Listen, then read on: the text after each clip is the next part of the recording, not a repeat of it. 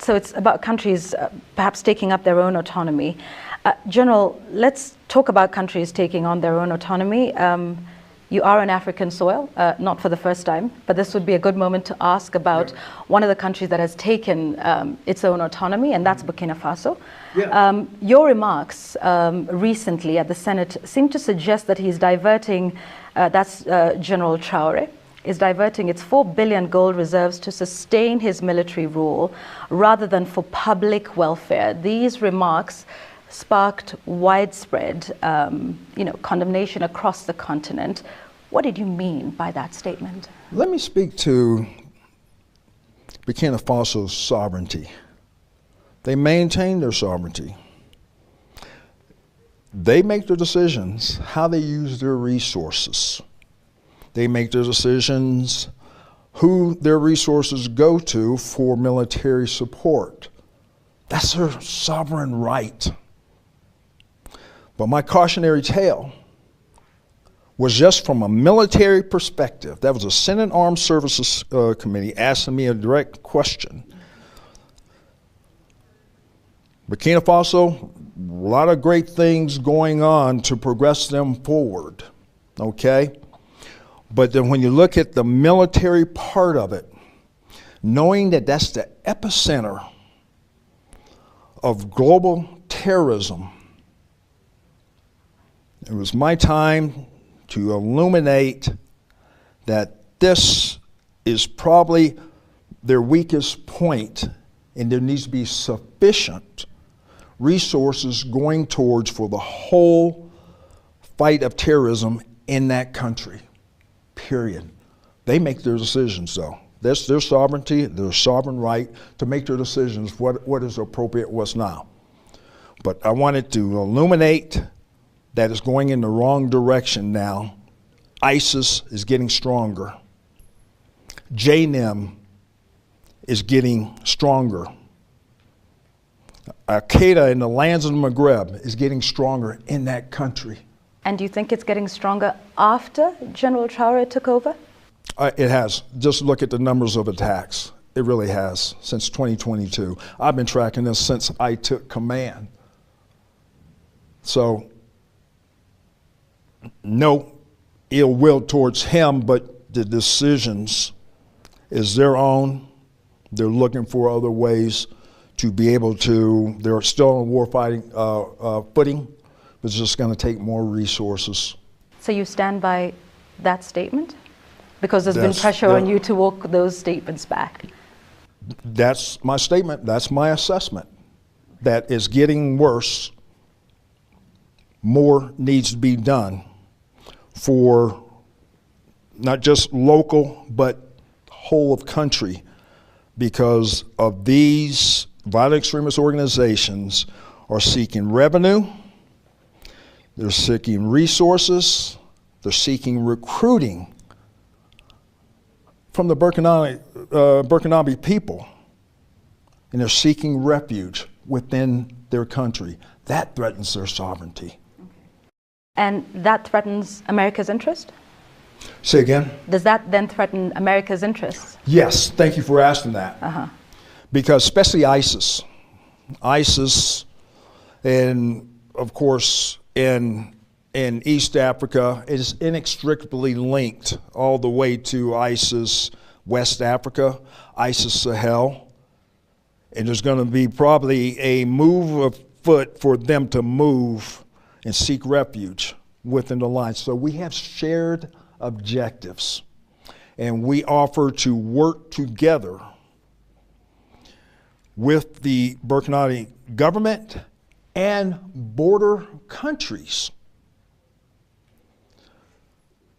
Mali, Niger, coastal West Africa countries, collective, because here's what these organizations do. Here's what these terrorist organizations do.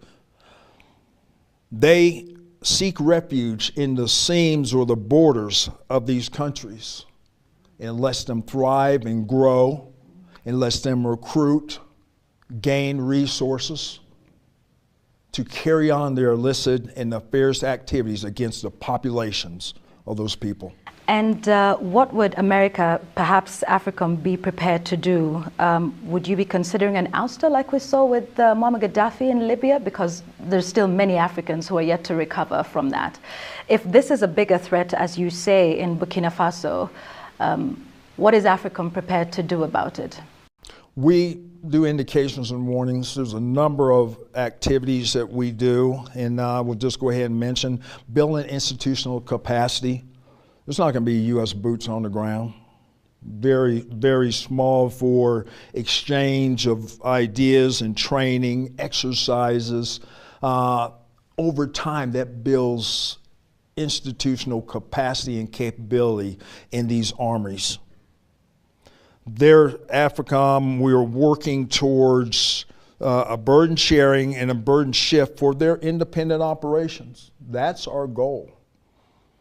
We have the shared objectives because these same terrorist groups can threaten our homeland. So we're in concert. I was just an African Lion over in Morocco. A number of countries working together to be able to address. Is Burkina Faso invited here today for this conference? Yes. Yes. They were invited to African Lion in Morocco. Yeah. Yes. Yeah. Like I said, we're moving forward. Okay. We're moving forward because we have that shared goal of defeating terrorism. All right.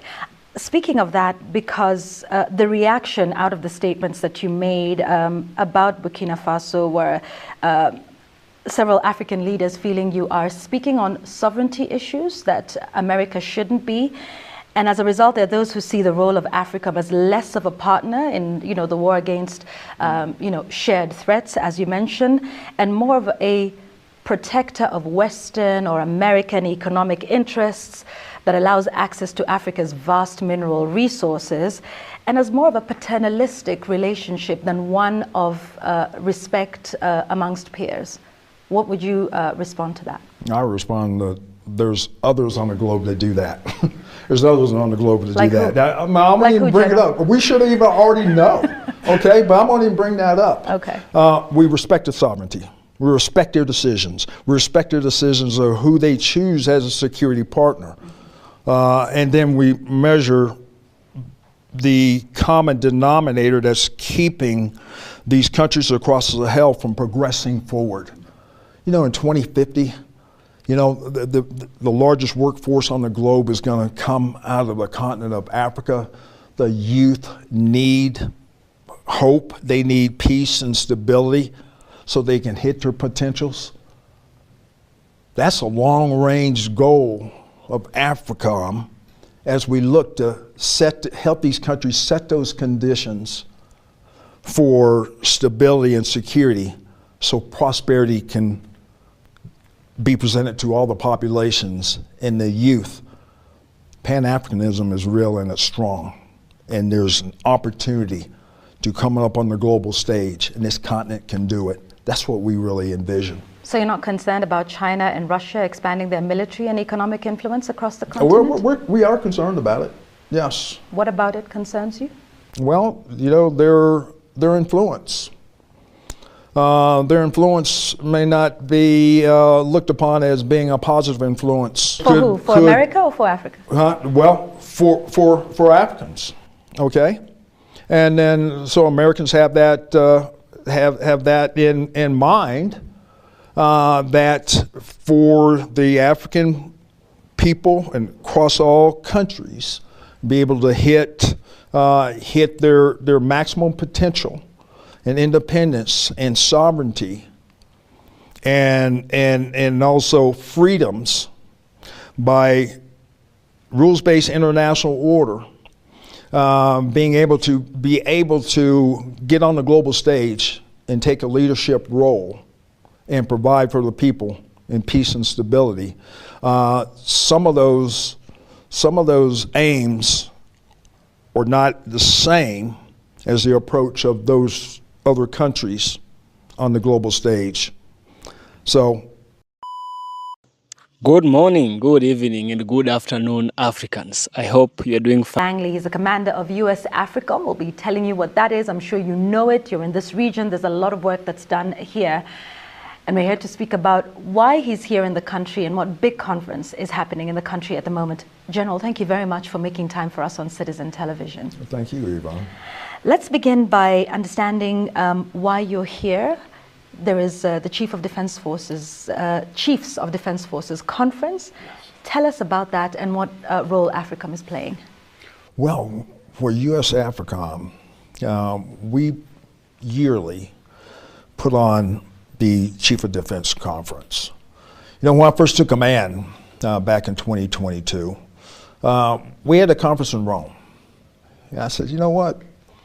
That's fine and good. You know, everyone wants to go to Rome, but I saw that this conference is for the African Chiefs of Defense. It should be on the continent.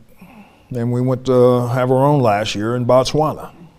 And it really opened things up to address issues, military issues, security issues, shared objectives of how to achieve security and stability across the continent. So that was a purpose. And now we're here in Kenya. And as I had discussions with the ACHOD, General Kariri, he says, yes, I would love to host this conference. So it's an ownership by the Chiefs of Defense across Africa. And here we are. Tell us about the relationship between, AFRICOM and, of course, the various militaries around Africa. And we'll come to Kenya in a moment. Mm-hmm. But speak to us about the cooperation and the support that's been provided. How would you categorize that? Oh, wow. It's broad and wide as far as our engagement with the militaries across the continent, across the regions from North Africa to Southern Africa, East and West. We deepen our partnerships with various countries and their militaries to build towards what we see first as security comes first. For good governance and to institutionalize the militaries is the first step to be able to get stability and also prosperity for countries.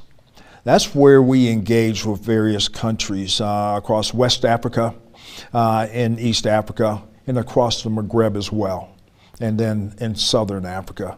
We've been building on these relationships for years, since 2007, 2008, engaging with various African countries that have shared objectives, shared values in our approach to the threats, but also to explore the opportunities.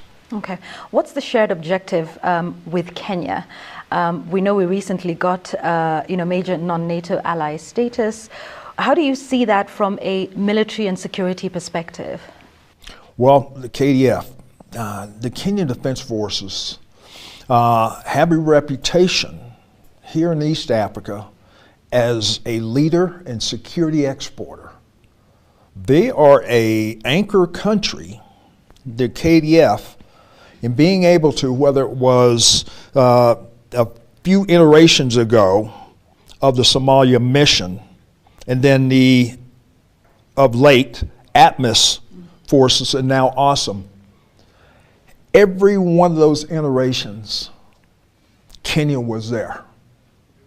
I meet with President Hassan Sheikh Mohammed on numerous occasions, and he speaks very highly of the brothers and sisters in arms on his border in Kenya and their leadership, and how his Somali National Army depend on them to be able to be the leaders of institutionalizing and professionalizing the forces. Kenya does that so well. What do you see then, now that we're talking about Somalia, let's speak about that for a moment. Now, it was ATMIS, there's been the drawdown from that. Yes. How would you assess the capacity of the army and the military there towards upholding security? Because, like you say, that's something that's shared between Kenya and Somalia. It ebbs and flows, especially during major transitions. And, you know, point be known, I know that there was at the first of the year just a number of political type things, and I don't really get into that, that would affect overall security and the ability for the Somali National Army to perform, because there were some unknowns. And so whether it was between Somalia or the federal member states or the Somali national government and outwardly to other countries, there was things that they had to work out. That had effect on operations. I'm thinking they're getting past that, but the most pressing piece that stressed their continuation of operations was a transition from ATMIS to OSM at the first of the year. And anytime there's change, there is a ability for the adversaries to exploit that gap or seam in time and push their operations, trying to be able to get a foothold and take the fight to the Somali National Army. That's what we're seeing now. But this is a very resilient force, force generation. A number of partners are helping to be able to recreate what they've achieved in the last couple of years across central Somalia and even into the south. Why do you think the threat remains so persistent decades on? There's been quite a bit of work that's been done in Somalia. AFRICOM has played a very central role. Why do you think the threat of terror remains persistent, and what is the end game? What does that look like? Well, part of it is Al-Shabaab, long-standing terrorist organization, sponsored by Al-Qaeda.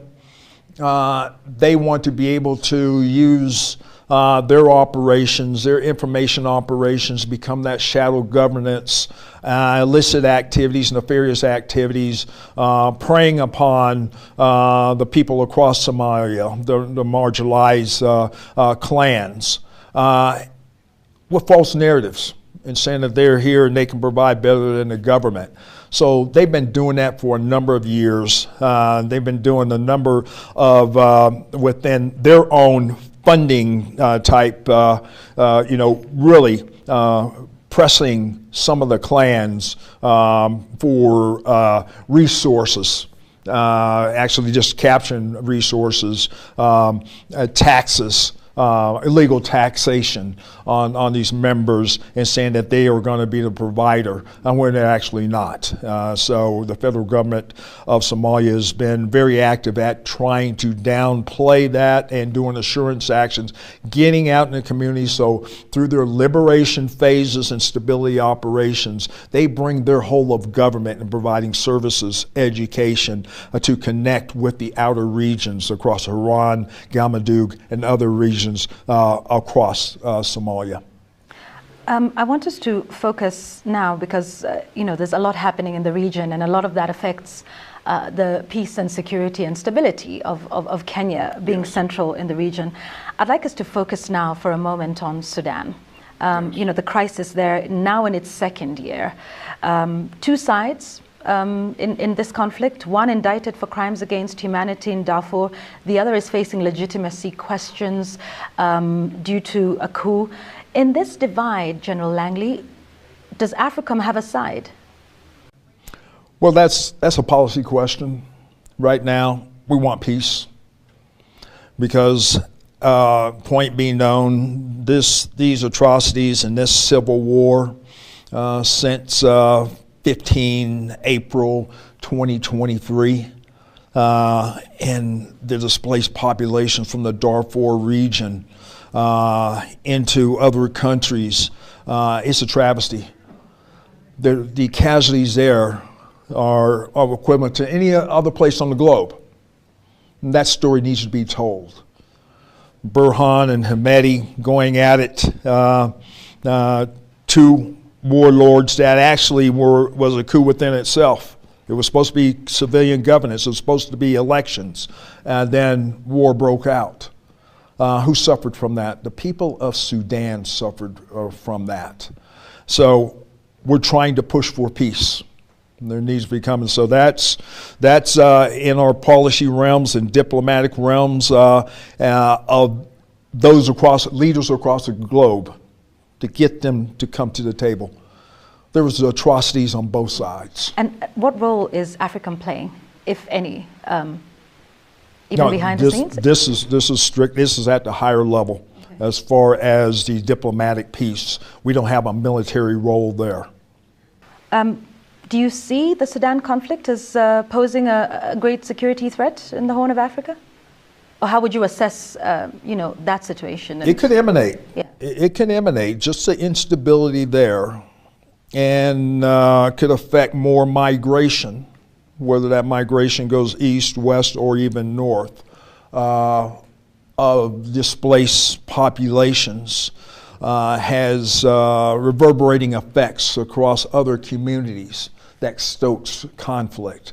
We see that even down south when you look at the DRC and the M23 and displacing, as they marched upon Goma, displaced populations. It affects people's lives and stability.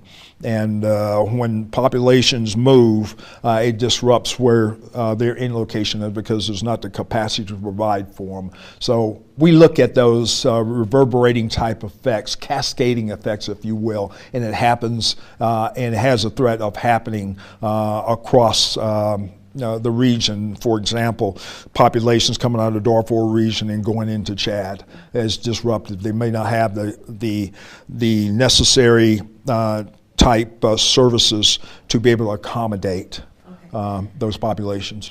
So you say you're not present on the ground, but is AFRICOM monitoring the flow of arms, external influence in this conflict, including the latest reported use of chemical weapons by the RSF? Well, you know that the U.S. is considering sanctions.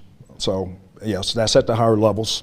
Those policies, those decisions are the White House, but at AFRICOM, we need to be able to do indications and warnings of that.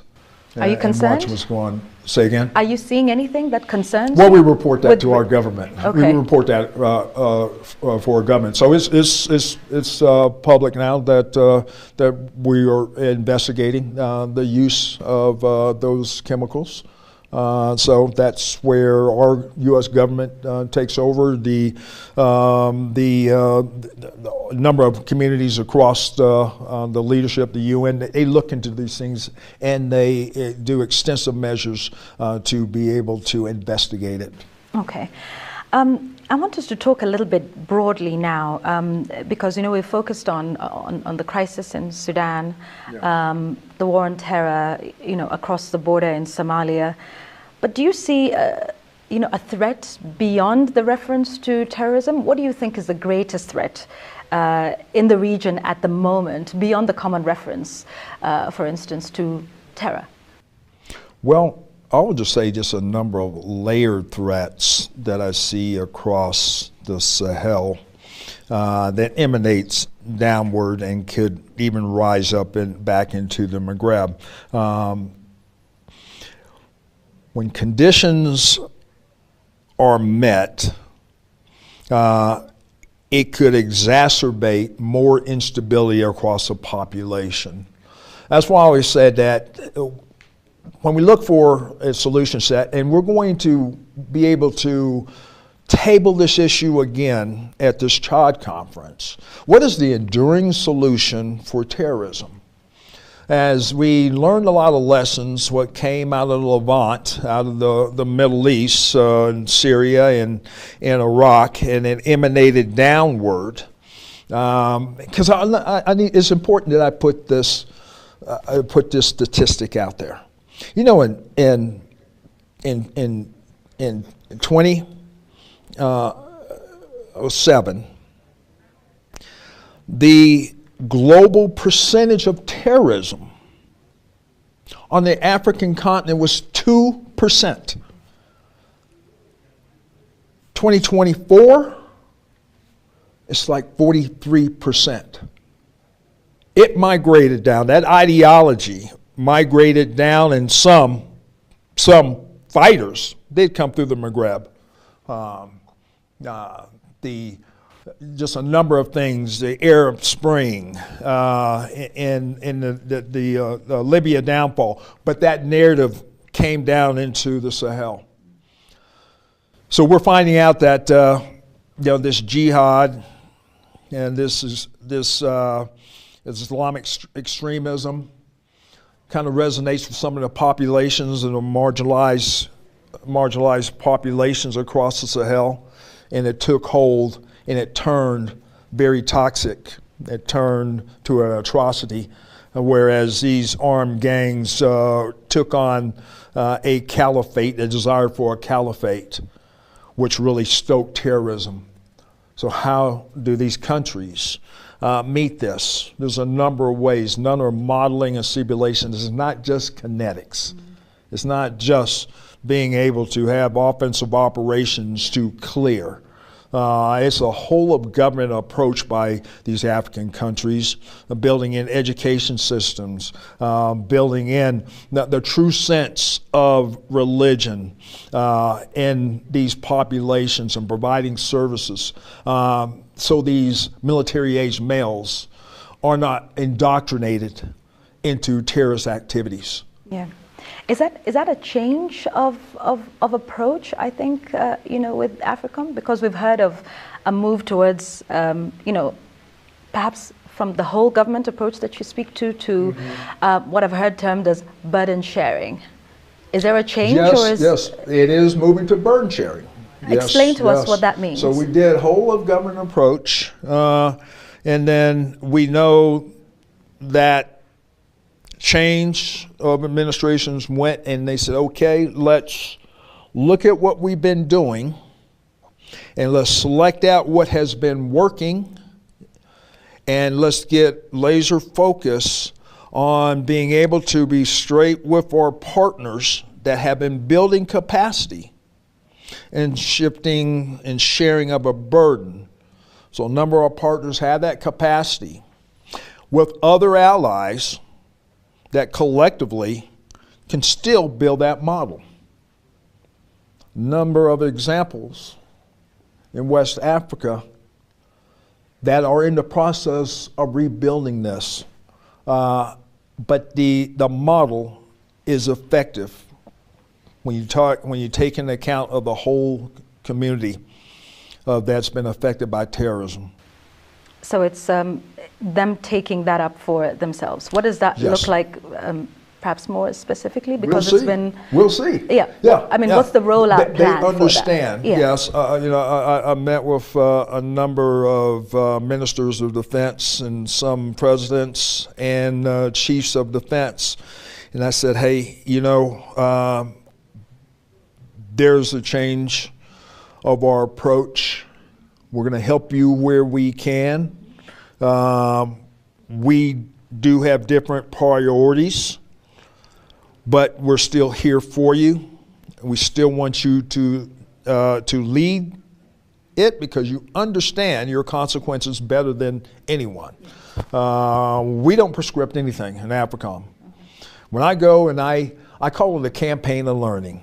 And people thought, yeah, he's doing a campaign of learning in his first year of AFRICOM. No, I've been doing a campaign of learning throughout.